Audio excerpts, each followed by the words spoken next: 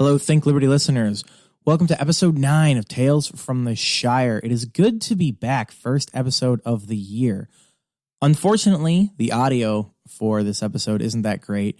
I interviewed Dan Behrman for this interview, and we had to step out into the hallway during the convention for the Libertarian Party of New Hampshire to get this recorded, and I was kind of putting everything together quickly, and I think I set the level on one of the recording items. There's some cracking a little bit, so the audio quality is not as good as what I usually put out, and I apologize for that. It was an issue of venue.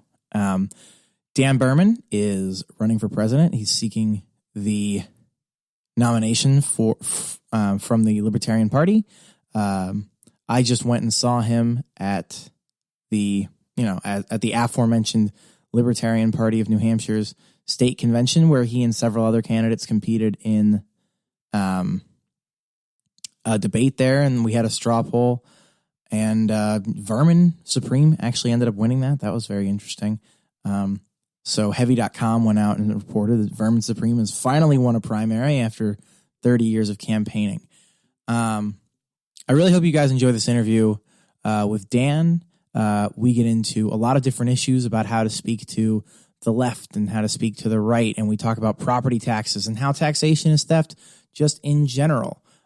Please enjoy. But before we start the episode, I want to inform all my listeners that on February 1st and 2nd of this year up in Manchester, New Hampshire, Liberty Forum's going on, and I just found out last Friday that I will be speaking on a panel about the harms of the FDA and how they are hurting people. So if you are in if you're in the New England area, or you feel like coming to Manchester to come visit me in, a little less than half a month,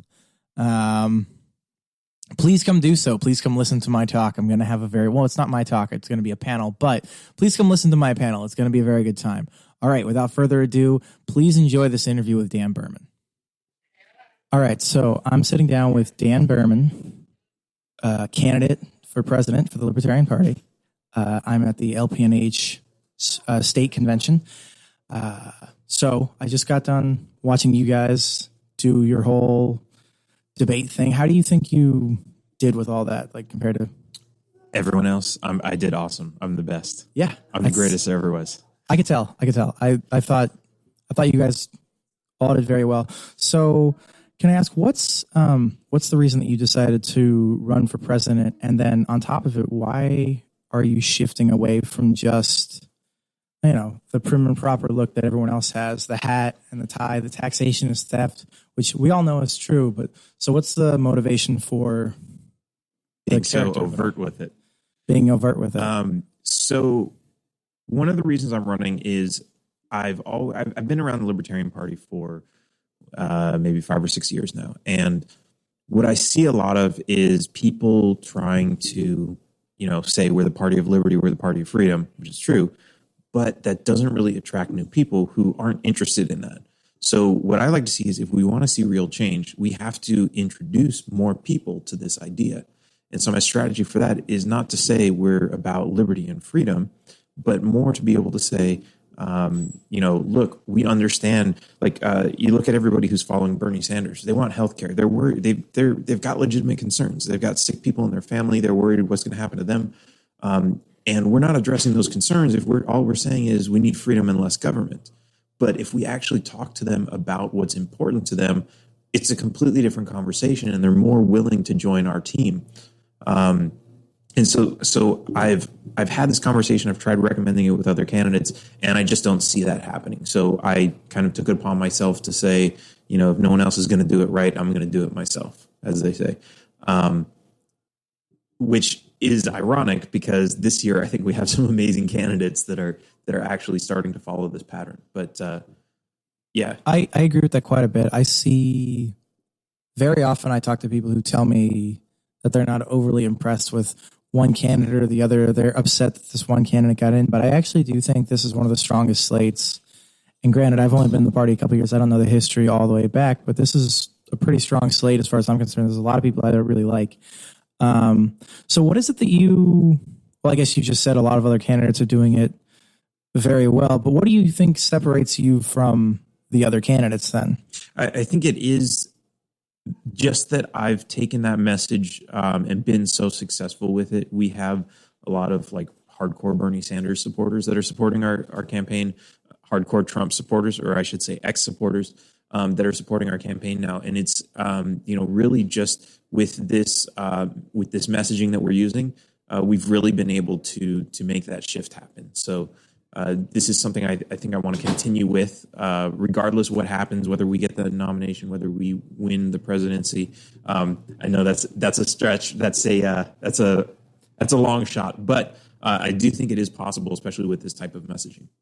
Okay, awesome. So you talked about getting former Bernie supporters, former Trump supporters. How do you go and talk to a Trump supporter? So you really first want to figure out what their issue is and why that's their issue. So for a lot of people, it's gun rights. And, there are a lot of Trump supporters. I like to say all gun laws are unconstitutional, and a lot of Trump supporters like that better than what Trump's doing. So it's really just a matter of finding the issues. And then when it comes to, borders and immigration, that's a big Trump one. We really just talk about like, hey, you know what? If you get rid of all of the problems that are there, then this really wouldn't even be an issue. You don't have to worry about your jobs and everything else. I do find that particularly to be very true with a lot of the strong border types. It's like if you manage to get rid of a lot of the welfare state, they'd be fine with it just because they don't like that they have to pay for all these different things as people come in. I don't know. You go that route? I have noticed that a lot, and so I do put forth all those suggestions. I do like to say that we're facing a lot of challenges. Like when we're talking about jobs, why is the government always so concerned with 100% job employment? Like unemployment has to be 0%. Why is that? Why don't we have more people retiring younger? I mean, we're supposed to be like one of the most, we're supposed to have the best economy in the world. Why aren't people retiring young and why aren't people retiring younger, saving money, providing for their kids, giving them a house that they can inherit and grow up in without having to, work so hard? And we have so much automation, as Andrew Yang is always talking about automation replacing all of our jobs. It's going to happen at some point. I mean, you're going to have farms that practically run themselves on automation. That's going to be all of We're already pretty close to that as far as the farms go. So the thing is, why are we so dependent on jobs in the first place? When we transition into this, that shouldn't be the case. And if you look back a couple hundred years, that never was the case. No one was dependent on jobs. You find a piece of land and you homestead and you take care of yourself. So do you think maybe, taking care of yourself is a difficult thing to do in this day and age, but do you think maybe there's some role in collective bargaining or more unionization to maybe reduce the number of hours people are working? Because this could also be something that maybe could be addressed by just getting the standard work week down below 40 hours. And, people keep their jobs, but not necessarily, jobs are a means to an end. I get what you're saying, but right. Yeah. So what do you think of unions' roles in this kind of what you're driving I don't at? think they're necessarily important for this. I think like what we have now is we have a surplus of labor, right? And that's because everybody's being forced to work, right? Because even if you have, let's say, your parents owned land, they died, they passed it to you, you grow food on that land, you're totally taken care of, but you still have to go get a job because you got to pay the property tax. Yeah. And so we create this surplus labor pool. And because of that, that's exactly what happens that's what drives the price down on the labor. Why are people getting paid so little? Why do they have to get a second and third job to pay for, if they have kids? It's really all because of that. And it comes down to taxes. Stop forcing people to pay money just to keep what they already have. Yeah. So I've actually had that conversation with a number of free staters here. I don't know if you know this or not. In the state of New Hampshire, I mean, there are other taxes here and there, but pretty much the only tax people have to deal with in this state is property taxes. And a lot of people say this is a very positive thing. And it is in a certain extent that you don't have to deal with the other taxes. But I've tried to describe to people the most nefarious tax is the property tax because it's the one that forces you into the system that everyone else has. Right. There's no way to survive without playing the government's game, without using government money. There are ways to do it, but it becomes astronomically more difficult because of property tax. And especially when they start putting regulations on, you can't use full solar. You need to be connected to the grid. You can't collect rainwater. They try to push you in even further. All right, awesome. So I guess, what do you think, what's the biggest thing that you've learned on this campaign so far, as like talking to people and outreach and all that? I think because I've been campaigning to Democrats and Republicans and those outside of the Libertarian Party, because I hate the idea of, preaching to the choir, like staying within the echo chamber, because everybody here is already a Libertarian for the most part. And so I think what I've learned the most is how to communicate with people who aren't Libertarians better, and how to bring them into Libertarianism. And it's really, I have learned a lot about different people, why they actually want certain things. Why do they follow Bernie Sanders or Trump?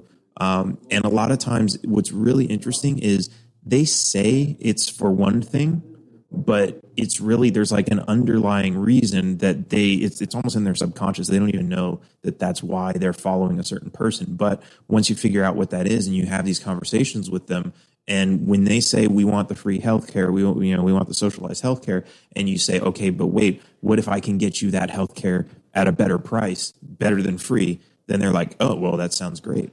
Mm-hmm. Awesome, yeah. So I'm sorry, I didn't prepare anything for this, obviously, because I've been running around. But so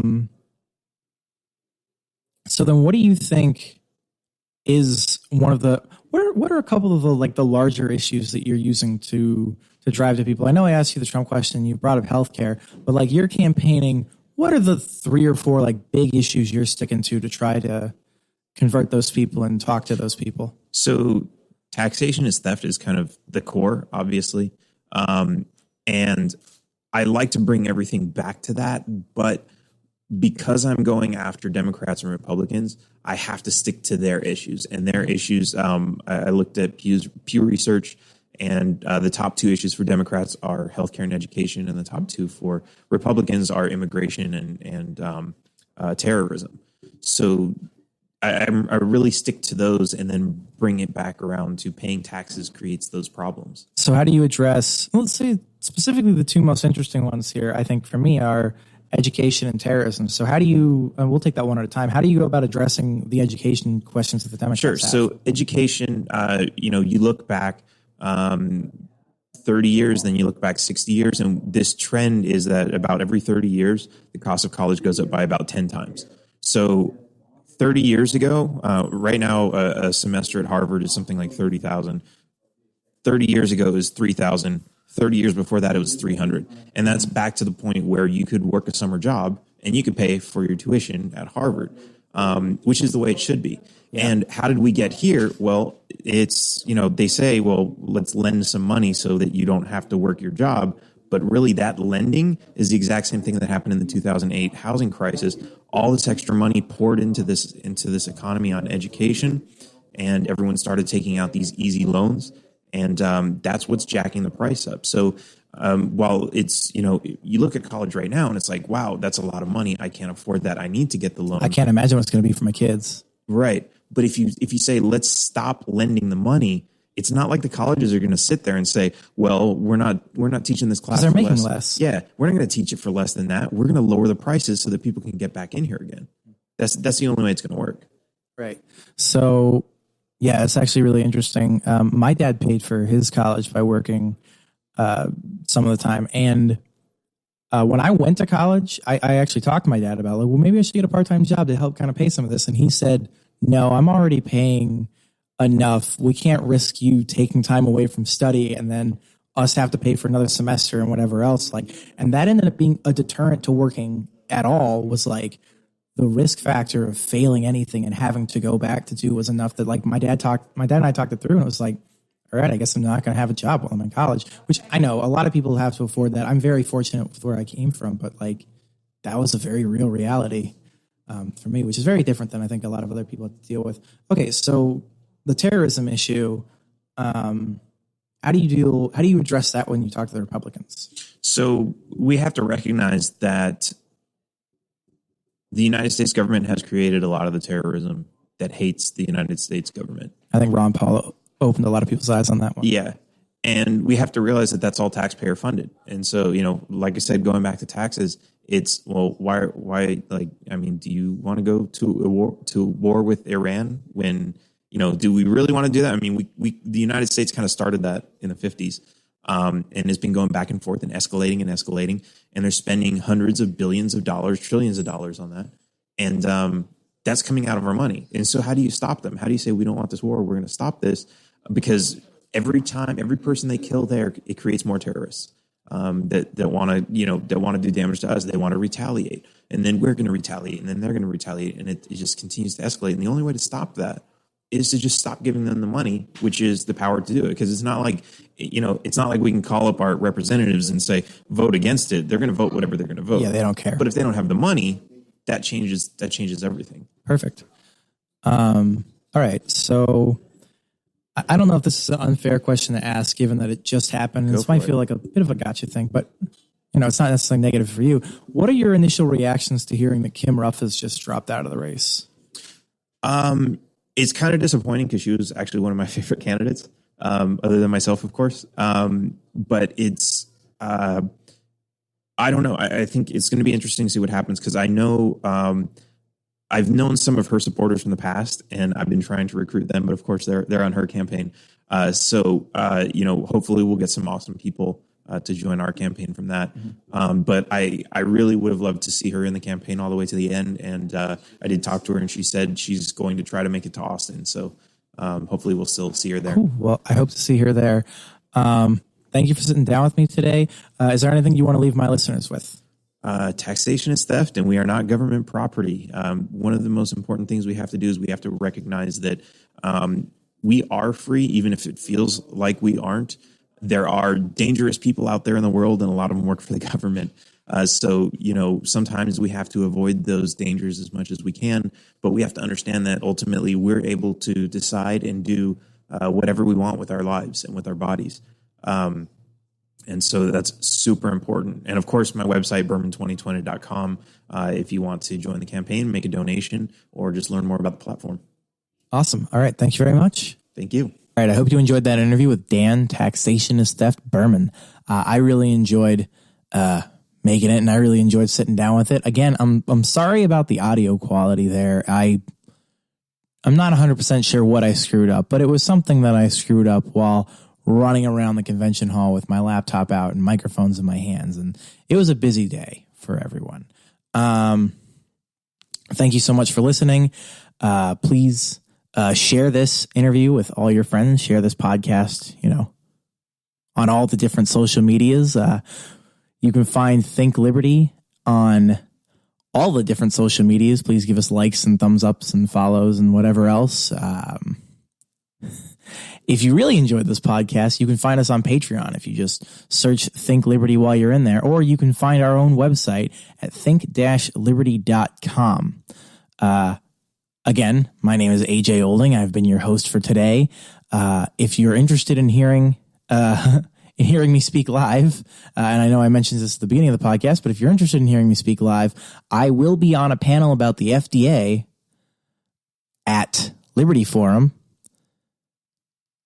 on February 2nd. I'm going to be speaking about, dietary guidelines and medical guidelines and things like that, and how the FDA and CDC and WHO and all those other fun ones like the USDA are harming everybody. It's just going to be a big alphabet soup of how government agencies are awful and they screw up healthcare and people's diets. All right. Thank you very much. I hope you all enjoyed that interview.